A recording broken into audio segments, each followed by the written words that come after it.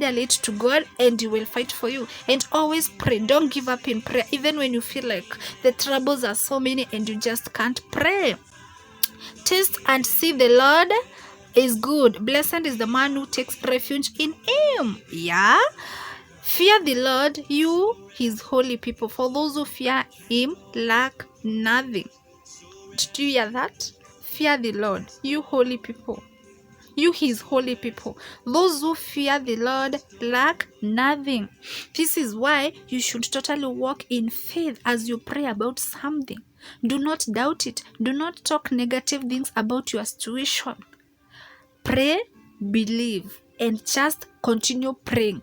Don't go sharing with people saying, oh, I feel I've asked too much from God. I don't know if He's going to answer me. Do not doubt God. He wants you to have total faith in Him. As you walk in obedience, as you obey Him, as you do His will, just don't give up. Let God lead you in all that you're going to do, Then, the lions may grow weak and hungry, but those who seek the Lord lack no good. This is very true. This is very true. I remember there are times that I was going through most difficult situations in my life, and I felt like, God, where are you? I think you are too far from me. Then the devil would always show me, look, purity back then, what you went through as a child, you are defined severally when you are below 6 years. Where was your God?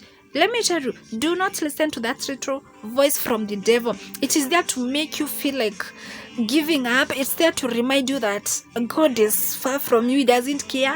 No, you don't have to obey that little voice.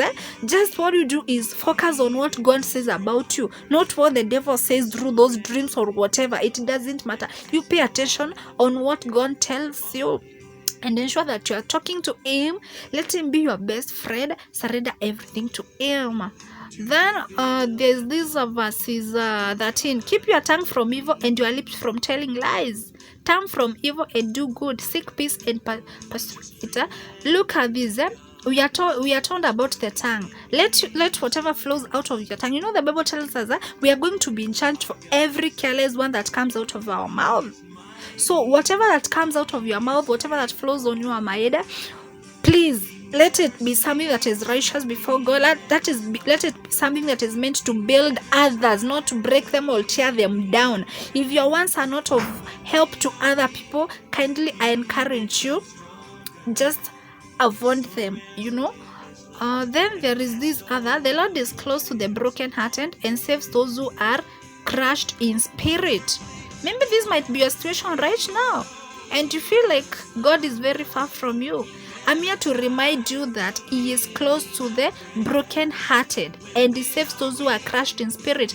All that you do is you're supposed to talk to Him, and I'm here to remind you again and again. Even if you don't feel like praying, kindly ensure that you pray. Then there is this Psalms 37. Verses 5, it tells us, commit your ways to the Lord, trust in Him, and He will do this. He will make your righteous reward shine like the dawn, your vindication like the noonday sun. Be still before the Lord and wait patiently for Him. Do not fret when people succeed in their ways, when they carry out their wicked schemes. You're reminded to commit all your ways to the Lord, everything that you do. As you make plans, as you talk of tomorrow, I'm going to do this and this, I'm going to buy this and this, ensure that you've talked to God first before making the decision. Why? Because when something is from the Lord, it feels better and greater. And always, as you pray, always remember to tell Him to allow His will to be done in your life. Just don't make decisions blindly just because you see an opened door for it. Learn to thank God. Learn to surrender everything to Him. Always talk to Him.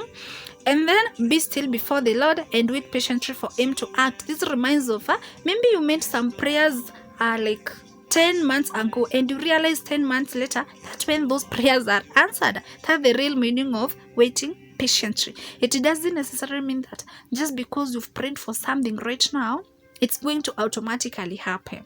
Right? All you need is to wait patiently for the Lord and believe in Him. Don't go talking negative of things that you have prayed and talked to God about.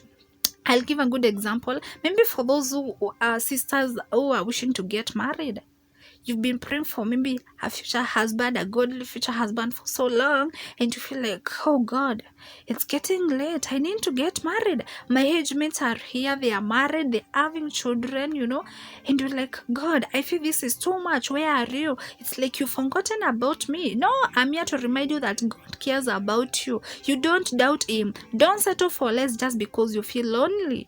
You see? Like, I'm not married, and most of my time I'm either on my bed here spending time with Jesus, like this early morning. I'm just there with my Bibles on my bed and reading God's word and meditating on it and trying to. No one is perfect, no one is righteous by the way before Him, but no, we're trying to do things in ways that are pleasing Him, saying no to sexual immorality. It doesn't matter your age right now. You don't settle for less. It's God first, not human being. Let you have a strong personal relationship with God, so that like things are going always to, even if they will never be always good as per your expectation, at least you have the confidence that God is holding